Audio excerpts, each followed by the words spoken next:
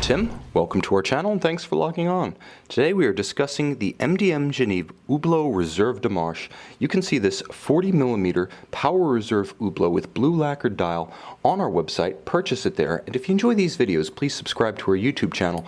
You can also click on the card in the upper right hand corner of the screen at any time to see our full listing for this watch with accessories included, high resolution images, and naturally complete pricing details. Now at first glance you realize this is a very different kind of Hublot. This is one from the pre-Jean-Claude Biver era. We're going back to the Carlo Croco era here. From 1980 to 2004, Hublot watches looked rather more like this than the gold medal bank vaults that they've become in the modern era. This is a watch that is discreet in size and style. You'll note 40mm across the broad of the case. It's very wearable on my 16cm circumference wrist. Moreover, it's also reasonably slim, only 12mm thick. You can see it's got a little bit of a stepped bezel and a curved case flank to let a dress cuff or a tighter sleeve ride up and over it. Very easy to wear on a smaller wrist. It's also a reasonable 48mm from extremity to extremity, and it's paired with one of the original natural vulcanized rubber straps. Hublot caused a sensation in 1980 by pairing a premium watch with a rubber strap, and they continue to be the best in the game. But if you want to activate the Wayback Machine and see what they looked like back in the day, back in the inception of the marque, you really have to take a look at one of these MDM Hublots. Now MDM originally was the name of the brand and Hublot was the name of the watch. In time, Hublot became the name of the brand, but this one, signed originally MDM Geneve, shows what Hublot style was like in the early years under Carlo Croco, himself a scion of the Italian Binda watchmaking empire. Now he struck out on his own and created a company that was all about fusing unusual combinations of color, material, and style, and this watch certainly represents on every front. From the incredibly thin, supple, natural rubber strap, again, it's almost a sliver of rubber. It's almost not there. This is as comfortable as a strap gets. Right down to the double deployant, which allows for easy closure on a smaller wrist. It doesn't have that one big up and over that tends to pinch.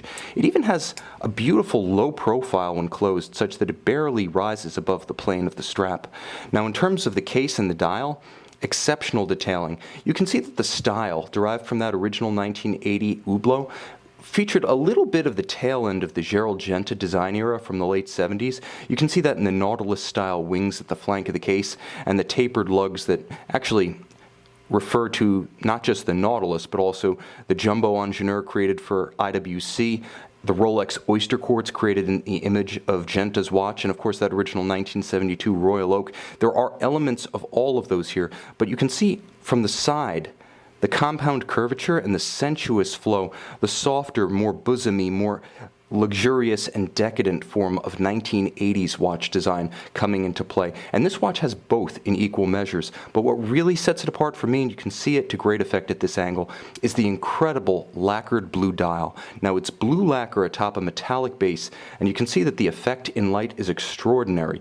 The watch is very much a sports watch, loomed for easy legibility at night, and 10 ATM or 100-meter water resistant. This is a watch that could work equally well, as I like to say, with a business suit or a bathing suit, but it is that dial that gives it its incredible personality. It's also important to note that this watch has a little bit of a claim to fame in as much as it shared movements with the later and perhaps more heralded Panerai PAM 27 and 28.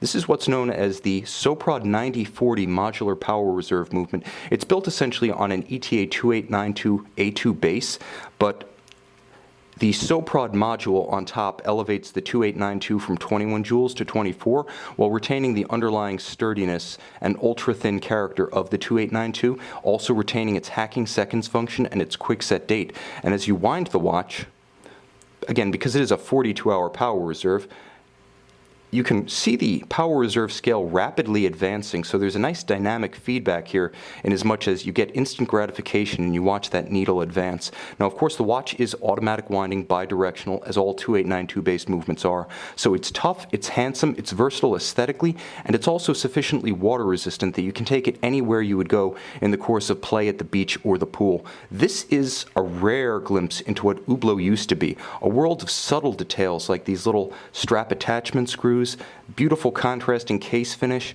sensuous compound curves and polish, and discreet, reasonable dimensions. This is a highly wearable watch in many different scenarios, and it's something of a curiosity today, a beautiful reminder that while Hublot might be bigger, badder, and in your face in the modern era, the company's back catalog is deeper, richer, and more inspiring than many would ever suspect.